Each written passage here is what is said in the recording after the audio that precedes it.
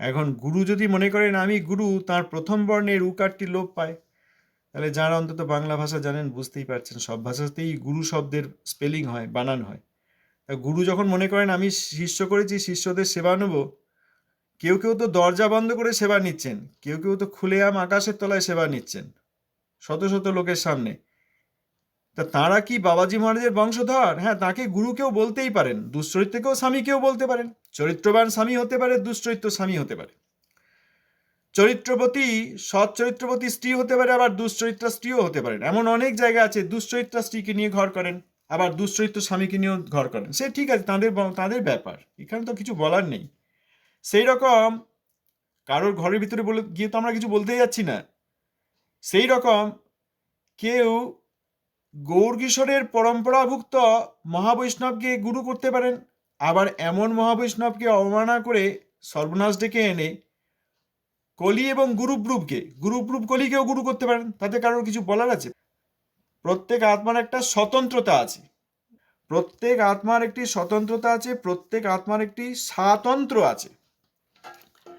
তারা যা খুশি করতে পারেন, তারা কলিকে গুরু করতে পারেন, গুরুব্রুবকে গুরু করতে পারেন, কিন্তু প্রভুপাদ নিষেধ করেছেন। প্রভুপাদ বলেছেন গুরুদেবের অবমাননা করো না, গুরুর অবজ্ঞা করতে নাই, শ্রৌতবাণীর নিন্দা করতে নাই, গুরুব্রুবগণকে পূজ্য জ্ঞানে গুরুপাদ পদ্মের অবজ্ঞা করতে নাই। কি মানে লজিক! অপ্রাকৃত সিদ্ধান্ত, অপ্রাকৃত যুক্তি। গুরুর অবজ্ঞা করতে নেই, সবারই খুব আনন্দ। আচ্ছা, সৌতবাণীর নিন্দা করতে নেই, আচ্ছা সৌতবাণী কি জানি না, যা শুনেছি তাই সৌতবাণী। ব্যাঙে চেঁচাচ্ছে, সেও সৌতবাণী, শেয়ালে চেঁচাচ্ছে, সেটাও সৌতবাণী, এইটা সবাই মনে করছেন। তারপরে বলছেন গুরুব্রুবগণকে পূজ্য জ্ঞানে গুরুপাদ পদ্মের অবজ্ঞা করতে নেই। গুরুপাদ পদ্ম মানে ব্যাসদেব, গুরুপাদ পদ্ম মানে প্রভুপাদ, এই গৌরকিশোর দাস বাবাজী মহারাজ। গুরুব্রুব যারা গৌরকিশোর দাস বাবাজী মহারাজের সঙ্গে যাদের কোনো সম্বন্ধ নেই, কিন্তু মনে করছে যে আমরা তার বংশধর, এরকম পরিচয় দিচ্ছে, তাদেরকে গুরুব্রুব বলা হয়। এখন সেই সব গুরুপদের অবজ্ঞা, সৌতবাণীর নিন্দা, কারণ এই প্রভুপাদের কথা তো এখন দেখা যাচ্ছে কারোর আগ্রহ নেই। পরম বৈষ্ণবের শিষ্য শিষ্যা 30-40 বছর আগে দীক্ষা নিয়েছেন, হতে পারত, বীজ আছে, তারাও আগ্রহী নন, সৌতবাণীর নিন্দা আরম্ভ করে দিয়েছেন। কারণ প্রচুর লোক দেখা যাচ্ছে, চিনির একটু ছোট কণা পড়লে সেখানে হাজারো পিঁপড়ে এসে ভিড় করে, সেরকম দেখা যাচ্ছে। এর দ্বারা গুরুব্রুবগণকে পূজ্য জ্ঞানে গুরুপাদ পদ্মের অবজ্ঞা করতে। এখন প্রভুপাদের কথা শোনা হলো, বলা হলো, চেষ্টা করা হলো, সৌভাগ্য না থাকলে তো আমরা তো আর শুনবো না। আচ্ছা, ধন্যবাদ, প্রণাম। জয় প্রভুপাদ, জয় বাবাজি মহারাজ, জয় ভক্তিবিনোদ ঠাকুর মহাশয়, জয় আমার পতিত পাবন গুরু মহারাজ। প্রভুপাদ প্রেষ্ঠ তিনি, প্রভুপাদের শিষ্যগণ সব প্রভুপাদের প্রেষ্ঠ। প্রভুপাদের অন্তরে এত প্রীতি যে সকলেই তার প্রেষ্ঠ। এ আমাদের মতো নয়, 4টে বাচ্চা হয়েছে, মাঝেরটাকে বেশি ভালোবাসি, বা মেয়েটাকে বেশি ভালোবাসি, ছেলেটাকে কম ভালোবাসি। প্রভুপাদের অপ্রাকৃত প্রীতি অফুরন্ত, অসীম, সকলেই তার পৃষ্ঠ। জয় গুরু মহারাজ, জয় প্রভুপাদ, জয় বাবাজি মহারাজ, জয় ভক্তিনাথ ঠাকুর। সমাগত ভক্তবৃন্দের চরণে প্রণাম। যারা সৌতবাণীর আদর করেন তাদের চরণে প্রণাম। কেউ কিছু বলতে চাইলে বলতে পারেন, না বলাই ভালো, শোনাটাই আমাদের দরকার। আমিও বলিনি কিছু, যা লেখা আছে এবং দুর্ভাগ্যবশত জগতে যা দেখাচ্ছে, যেটি এই লেখার সঙ্গে মিল রয়েছে, সেই এই লেখা অনুসারে যা দেখা গেছে সেইটা বলার চেষ্টা করলাম। যার সৌভাগ্য আছে নেবেন, যার সৌভাগ্য নেই তিনি তার রাস্তা দেখবেন। এখানে আমাদের কারোর সঙ্গে কারোর প্রীতি ভাব ভালোবাসা কিছুই নেই, কেউ কারো কেউ কিছু নয়। যারা শুদ্ধ মহাবৈষ্ণবের আনুগত্য করবেন তাদের সঙ্গে সম্বন্ধ, এই সৌতবাণীকে মাথায় রাখবেন, তাদের সঙ্গে সম্বন্ধ। সৌতবাণী রাখবো আবার এই, তাহলে সেখানে সৌতবাণী থাকবে না। আগে গঙ্গা জল দিয়ে গুরুব্রুব কলির দুধদের যত ছায়া লেগেছে এই মন আর বুদ্ধি আর অহংকারের উপর আর শরীরের উপর, গুরুব্রুবকে ছুঁয়ে যে যাকে স্পর্শ করা উচিত না, যাকে দর্শন করা উচিত নয়, বলেছেন ঠাকুর মহাশয়, এই ক্রূর ব্যক্তি, এই কলি দূত এবং গুরুব্রুব ক্রূর ব্যক্তি, তাদের মুখ দেখবে না। এত মুখ দেখা হয়েছে, পা দেখা হয়েছে, সেই সব লোক কি আর হরিভজন করতে পারে? ছলাকলা আর অভিনয় করতে পারে, অন্য কোথাও গিয়ে গান করতে হবে। এখানে প্রভুপাদের বাণী ছাড়া অন্য কোনো কথার কোনো গুরুত্ব নাই। এই কীর্তনটি শ্রীমৎ লোচন দাস ঠাকুর মহাপ্রভুর পার্ষদ, লিখেছেন। 1523 খ্রিস্টাব্দে কোগ্রামে তাঁর আবির্ভাব। ওই গুসকরার উত্তর দিকে 10 মাইল দূরে এই গ্রামটি।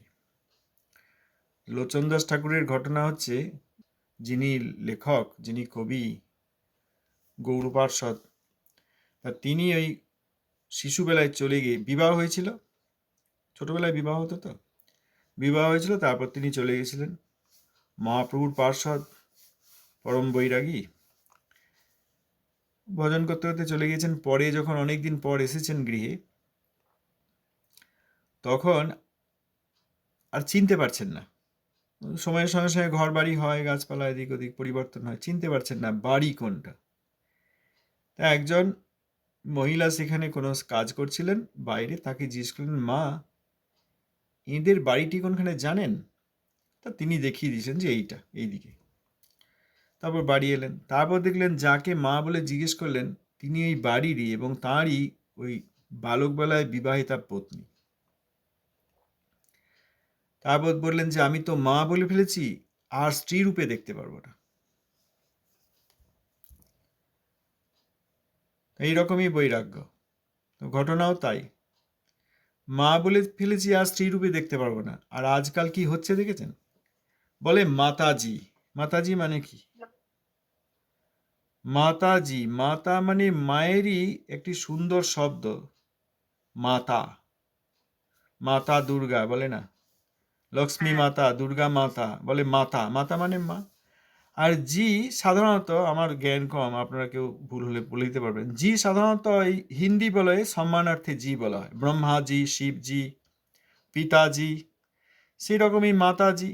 তা মাতাজি শব্দটার মধ্যে মা যে শব্দ থেকে এসেছে, সেই মাতা আর জি, সম্মানিয়া মাতা। এই একদিন, অনেকদিন আগে, কয়েক বছরে একটা মন্দিরে গেছিলাম, একজন গল্প করছে, আমার মাতাজি এত সুন্দর রান্না করতে পারে। আমি তারপর দেখলাম ঘটনাটি, মানে চুপচাপ দেখছিলাম কি হয়। তার তো ভারত থেকে তার মাও আসেননি, তার শাশুড়ি মা আসেননি, পিসিমাকেও আসেননি। তিনি মাতাজি বলতে তার স্ত্রীকে বলছেন, মাই মাতাজি, মাই মাতাজি ক্যান কুক ভেরি নাইস। তার মানে স্ত্রীকে তিনি মাতাজি বললেন। তার মানে তিনি সত্যি স্ত্রীকে মা বলেননি, সেরকম বৈরাগ্য হয়নি লোচনদাস ঠাকুরের মতো। তার মানে এই মাতাজি শব্দটিকে তিনি ফিমেল হিসাবে নিচ্ছেন, মহিলা। হ্যাঁ, আমার স্ত্রী মানে আমার ঘরের যিনি কর্ত্রী, তিনি মাতাজি। তার মানে তিনি মহিলা, মা সম্মান করেননি। চোখে বলেনি ওটা, মানে এক ধরনের ব্যবহার, শব্দের ব্যবহারের অপভ্রংশ হয়ে গেছে আর কি। হ্যাঁ, হয়ে গেছে। তাহলে এটা হলো মাতাজি।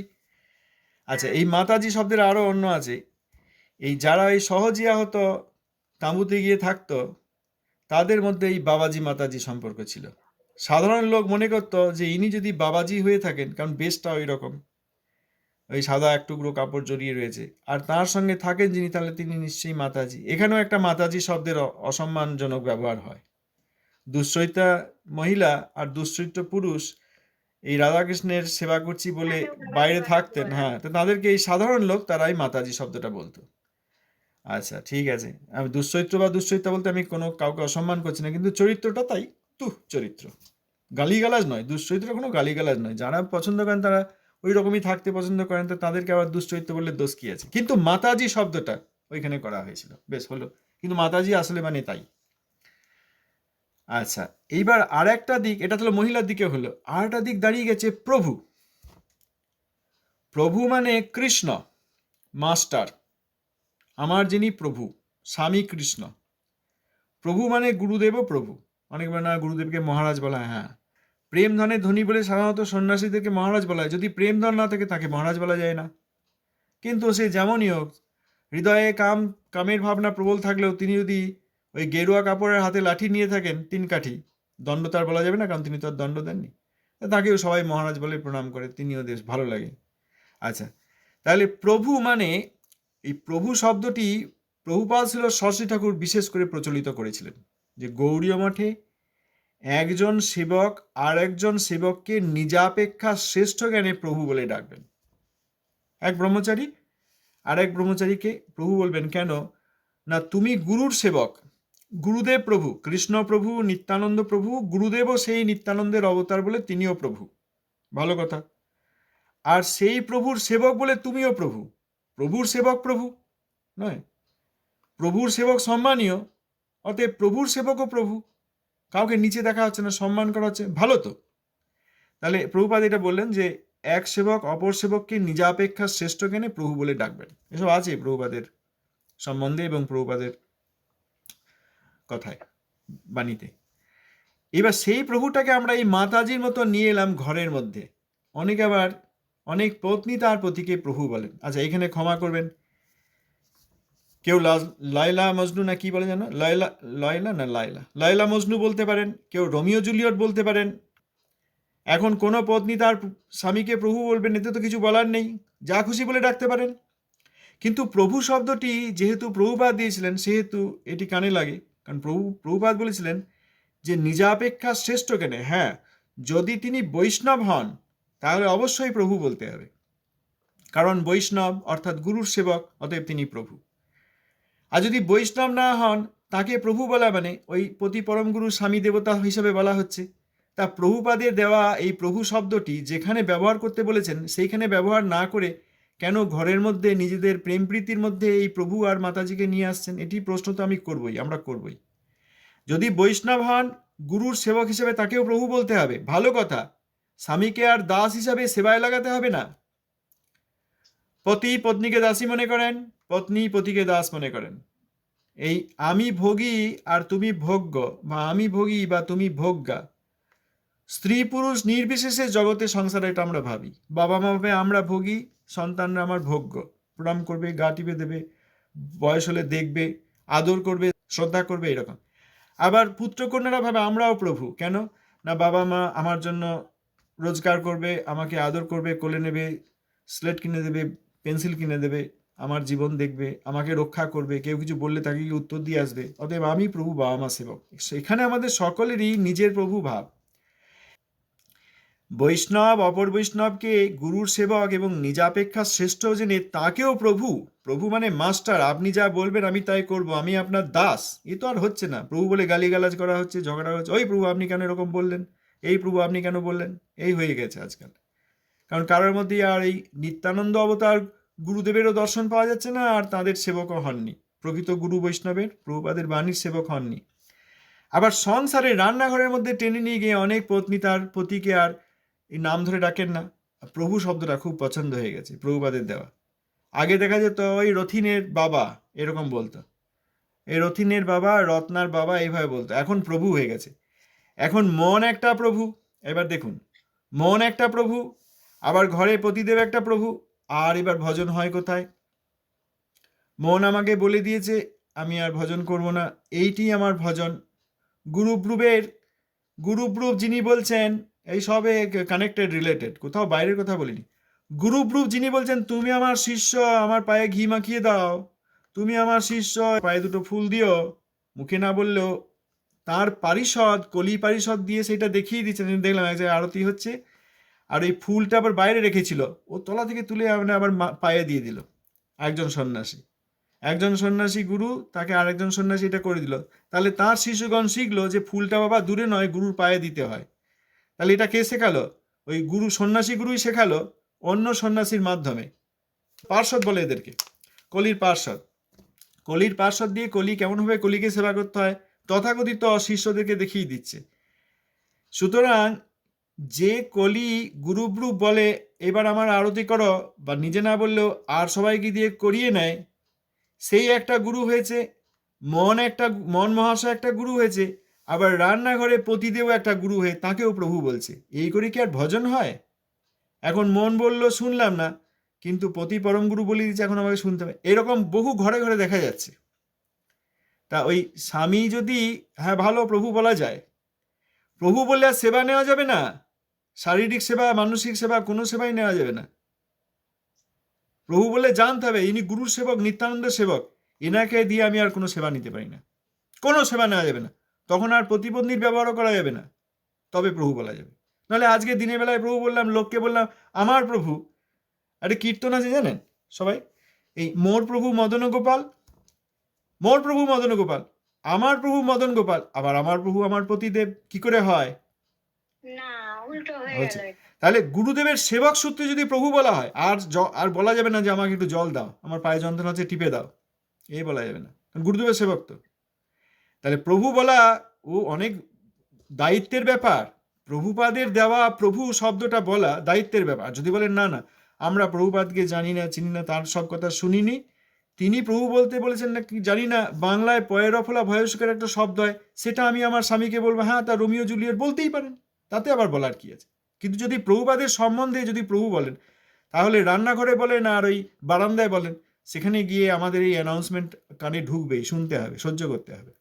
কারণ আপনি আমার প্রভুপাদের এই দেওয়া শব্দকে আপনার রোয়াকে ঢুকিয়ে নিয়েছেন, আপনার প্রেম প্রীতিতে ঢুকিয়ে নিয়েছেন, তা চলবে না।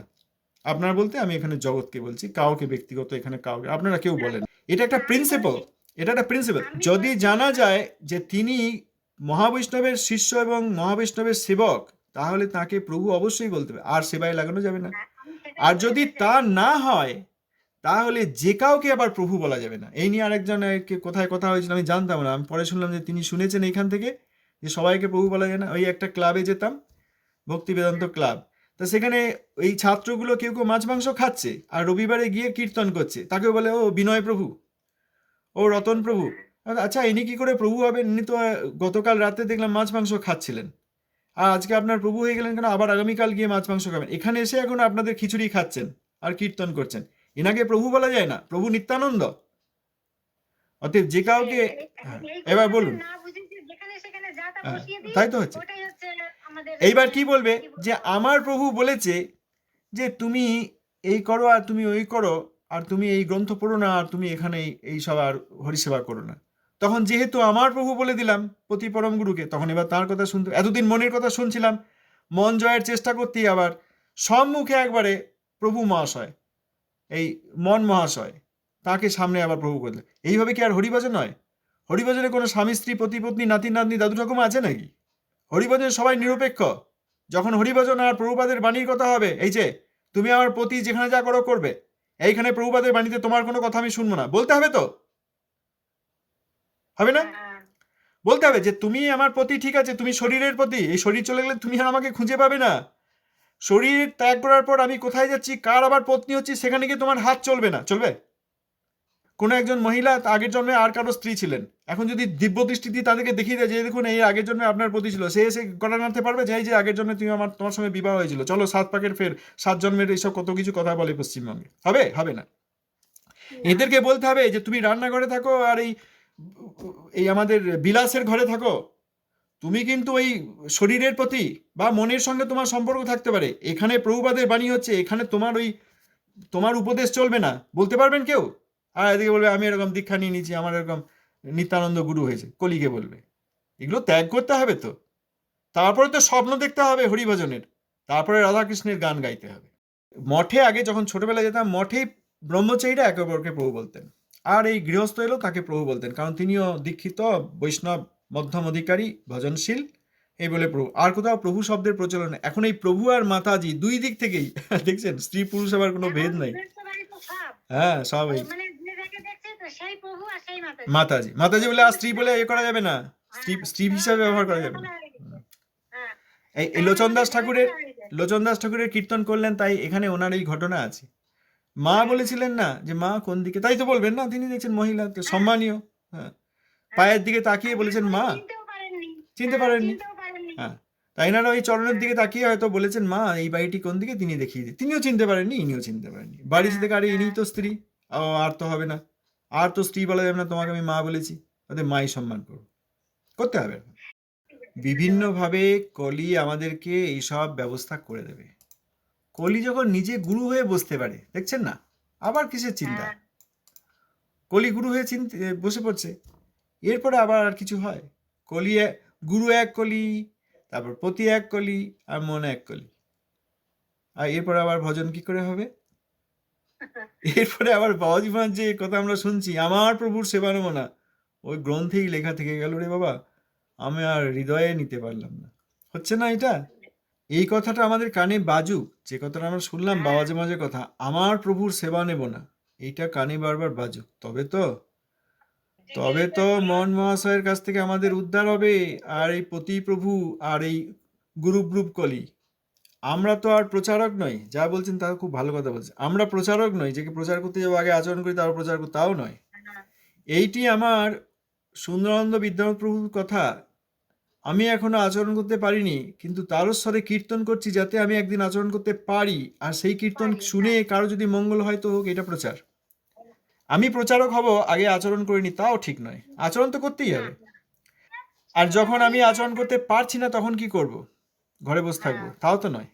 যখন আচরণ না, করতে পারছি না, এই কীর্তনটিই বারবার করব। আমি আমাকে শোনাবো, আমার মনকে শোনাবো। হ্যাঁ, তখন যদি বৃক্ষলতা অন্য মানব মানবী শোনেন তো শুনুন, চুপ করে থাকা যাবে না। এটা আবার অনেকের ধারণা হ্যাঁ, যে আমার তো আচরণ নেই, অতএব আমি একজন, ওই অনেক মাস আগে একজন দিদি এসেছিলেন যে আপনি আজকে পড়বেন না, আমার তো আচরণ নেই, আমার পড়লে কাজ হবে না। তা বেশ, তা তারপর তিনি আর আসেন উনি, যান ঘরে গিয়ে বসে থাকুন। এই আচরণ নেই বলে বারবার কীর্তন করতে হবে। কীর্তনটি আমার মনও শুনবে, আমার হৃদয় শুনবে এবং জগৎবাসী শুনবে। না হলে তো আমরা ভাবছি যে আগে আচরণ করি তারপর আমি প্রচারক হব, তাও তো নয়। আমরা কোনোদিনই প্রচারক হব না। ধন্যবাদ, প্রণাম। ধন্যবাদ, প্রণাম। জয় প্রভু।